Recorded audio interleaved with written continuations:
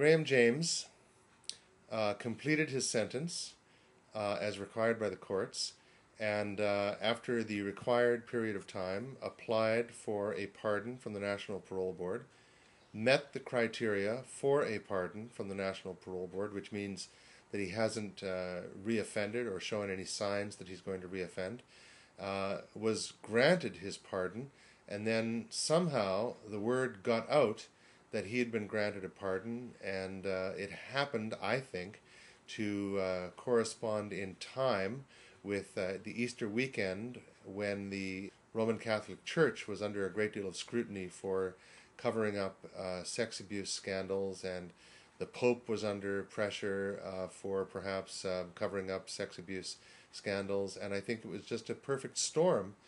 And the Prime Minister and the Minister of Public Safety reacted as they are wont to, because they have to be seen to be doing something.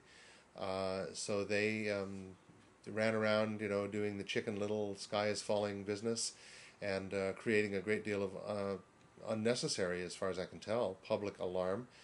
The vast percentage of sexual offenses occur within families and are therefore unreported. Does that make it good? No, that doesn't make it good. But it puts it in context. So we're looking at Graham James, for example. We're talking about 0.0000001% of all sexual offenders.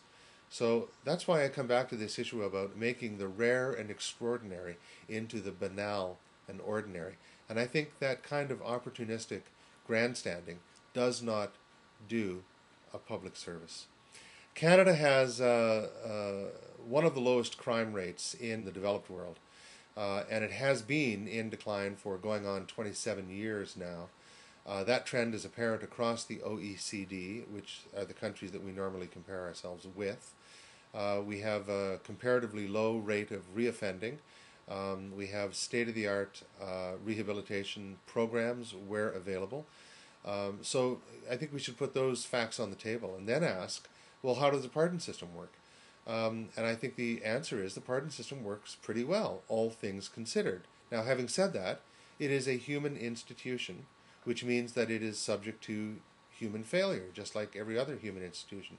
But I do not draw the conclusion, therefore, that we should throw the baby out with the bathwater and presume that nothing is working because one person who was eligible for a pardon got a pardon when perhaps some people think he shouldn't have. There's been an increase in the number of requests for pardon.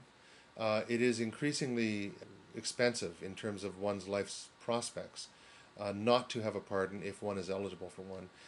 It's very difficult to travel. It's impossible to get into the United States, for example.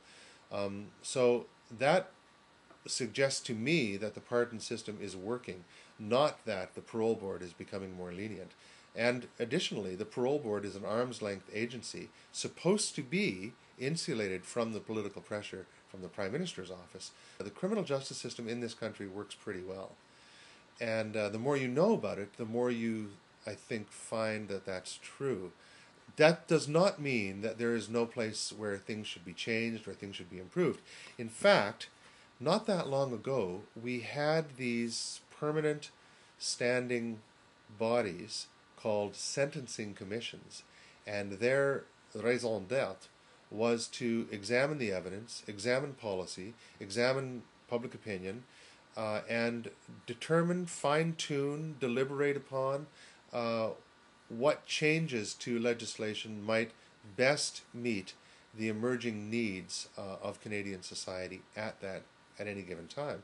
And currently, in 2010, we are the only common law jurisdiction in the English-speaking world that does not have a sentencing commission. It was one of the first things wiped out by the Harper government. And that begs the question of why a mature democracy like Canada cannot bring itself to align its judicial system with best practices in the rest of the world. And that comes back to the issue of what is or should be the role of evidence-based policy in criminal justice matters.